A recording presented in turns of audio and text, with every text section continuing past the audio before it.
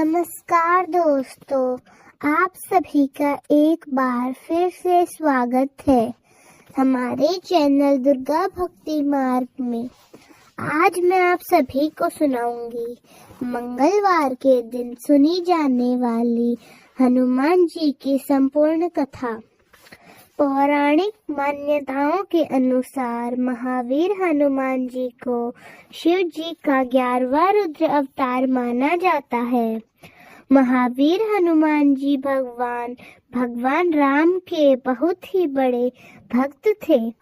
उनकी माता का नाम अंजनी और पिता वानर राज केसरी है।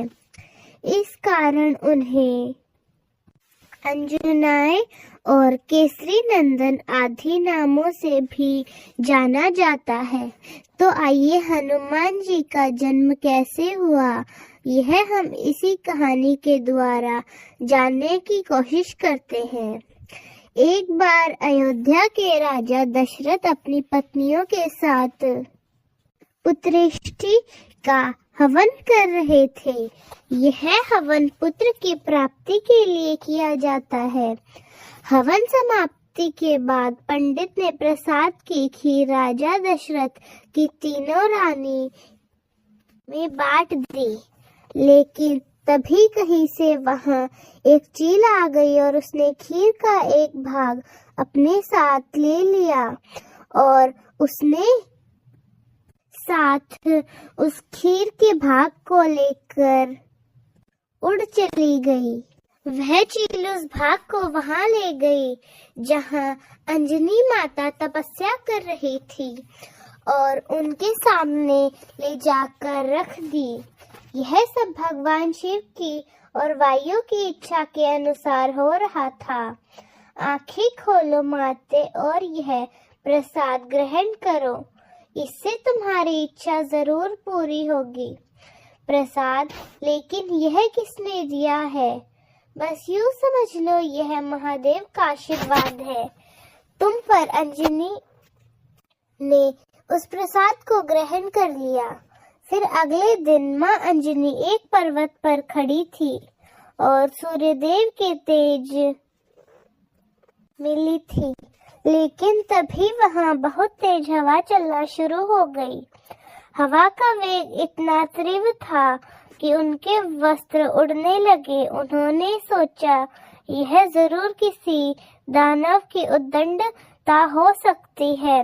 वो क्रोधित होकर बोली, ये कौन दानव है जो मेरे पति परायण स्त्री का अपमान करने की चेष्टा कर रहा है? तभी वहां उनके समक्ष पवन देव प्रकट हुए और क्षमा याचना करते हुए बोले, देवी शांत हो जाइए। दरअसल आपके पति को जो वरदान प्राप्त है उसके अनुसार आपको मेरे समान एक शक्तिशाली बलशाली पुत्र की प्राप्ति होगी। इसी वरदान को पूर्ण करने के लिए मुझे आपके शरीर को स्पर्श करना पड़ा। मेरे स्पर्श के माध्यम से रुद्रदेव का भी एक अंश आपके शरीर में प्रवेश कर चुका है, इसलिए महादेव के अवतार के रूप में आपका पुत्र इस धरती पर जन्म लेगा।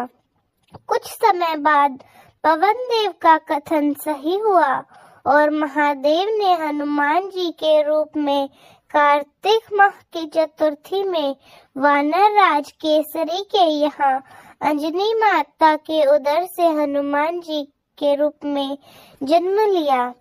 ऐसे ही कुछ महीने बीते। एक रोज हनुमान जी को बहुत जोर की भूख लगी। उन्होंने अपनी माता से कहा, माते श्री, हमें बहुत जोर की भूख लगी है, हमें कुछ खाने को दो ना। उनकी माता कहती है, हम अभी तुम्हारे लिए फल लेकर आते हैं। लेकिन माता अंजनी को आने में थोड़ी देर हो गई और हनुमान जी से भूख बर्दाश्त नहीं हुई। उनकी नजर पेड़ से झांकते हुए लाल सूरज पर गई।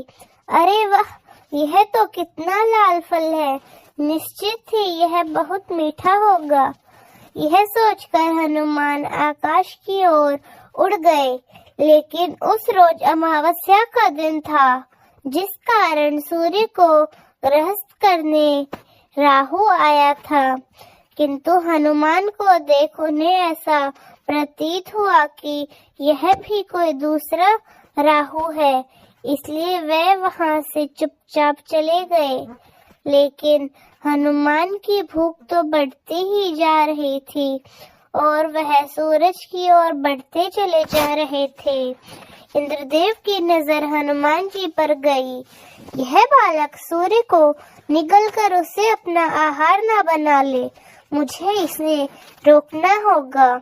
यह कहकर इंद्रदेव ने हनुमान पर प्रहार कर और वे मूर्छित होकर गिरने लगे।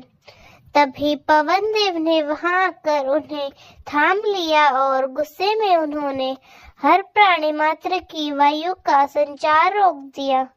तभी वहां सभी देव प्रकट हुए और उन्होंने पवन देव को ऐसा करने से रोका। फिर सभी देवों ने हनुमान जी को वरदान दिया। मेरा वरदान है, यह अमित वायु रहेगा। मेरा वरदान है कि यह सभी वज्र से परास्त नहीं होगा।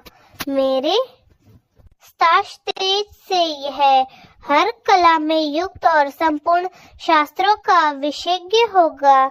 मेरे वरदान से यह पाश और जल से अभय रहेगा।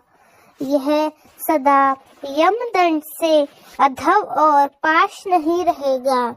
यह सदा अजय और प्रमाद योद्धाओं से अजय प्राप्त करने का योद्धा रहेगा। अस्त्र शस्त्र तथा यंत्र आदि से इसे कोई फर्क नहीं पड़ेगा। इस प्रकार सभी देवों द्वारा हनुमान जी की बेहद शक्तिशाली हो गए और इस प्रकार आगे जाकर जो उन्होंने काम किए वो सभी प्रकार के हनुमान भक्तों में प्रसिद्ध है। तो ये थी हनुमान जी की संपूर्ण कथा। तो दोस्तों, कैसी लगी आपको हमारी आज की कहानी? कमेंट्स में जरूर बताएं। धन्यवाद।